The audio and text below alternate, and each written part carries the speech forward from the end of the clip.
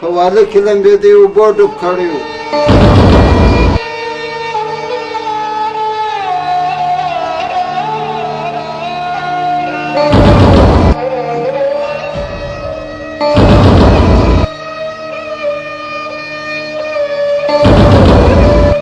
حاجي صاحب دا څه په وسو؟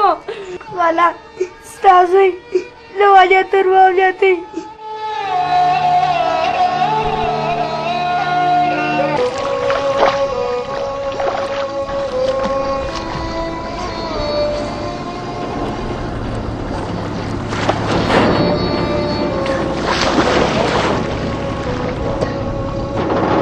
د عزت ولې هره ورځ چې موږ سره راسې نه لمبېږي دغسې یې لالته ناست یم.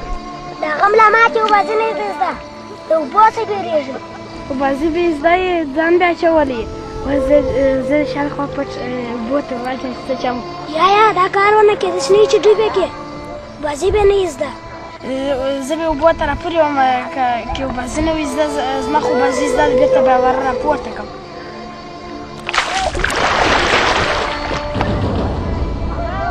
عزته یاره دې غټ ونه کړې. یا دې غټ نه کوم چې ژر ژر اوبازي وکړې ناوخته دی. ما ته ګوره چې څنګه دی کوم.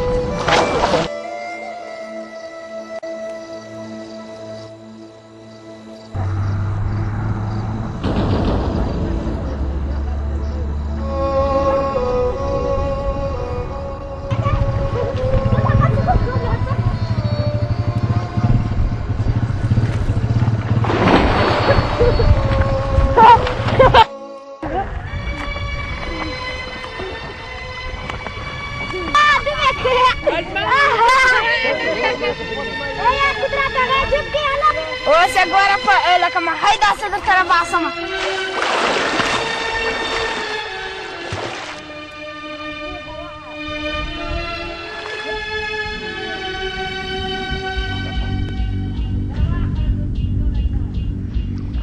دا وینځه څه شي دی؟ اوله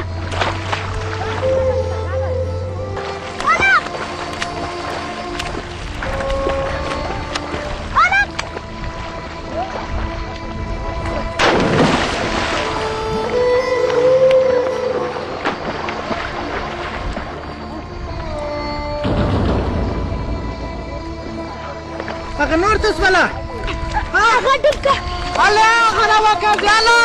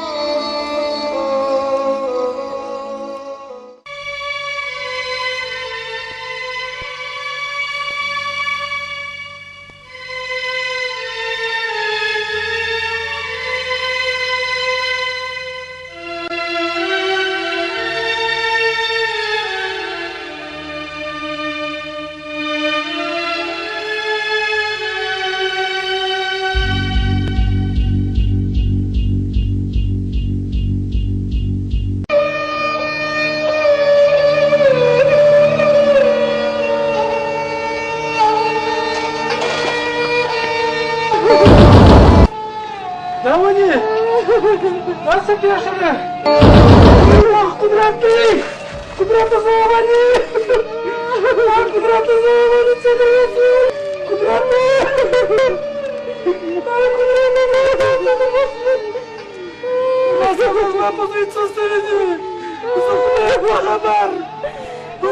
دا ټوله ستا د لاسه. څو واره مې په مسجد کې نصیحت درته کړی دی چې دغه خپل هلکان د کوڅو دی له ګردۍ سره وګرځوئ. هم فکر باندې وکړئ. تاسې سر نه په ګرځوئ. دغه یې نتیجه ده. زه څه وکړم ملا صاحب؟ زما څه ګناه ده؟ ما هم پیسې ورکولې په روزانه مې پیسې ګټلې ورکولې مکتب ته مې هستوي سبق مې په وایه. د اولاد تربیه دا معنا نه لري چې پیسې ورکړه مکتب کې شامل کړه. بالا نو سر مه په ګرځوه بېغمه ورته کښېنه. ته څه خبره ستا اولاد تمامه ورځ په کوڅو کې هیلهګردي کول، په ولو کې لمبېدی. ته په خبر لا نه وې دی خو ولاړې دغه بل مؤمن یې له اوبو ته ور اچولی و هغه لا دې غرق شو.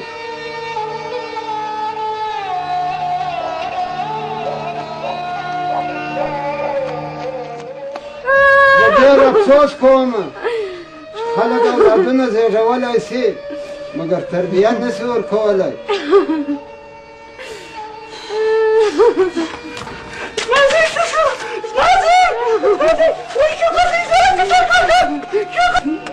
شکر دی خدای چې ته ژوندی شکر خدای ستا فضل دی چې زما زوی ژوندی دی. غجانه راشه اوس ما ډوله هم ډز شوه. ځه چې ته ژوندی چې زه نه یم دا دنیا کې دي د غو نه ښه دی چې ته ژوندی. ګوره وروره مسلمانان سره وړونه دي ته باید د هر مسلمان په غمجن سې. داسې معلومیږي چې تر اوسه ستا په زړه کې رحم نشته ته پر نورو مسلمانانو باندې رحم نه لرې. لا صبر راځي دی به مسجد ته ورسو د قبر بندوبست کوو.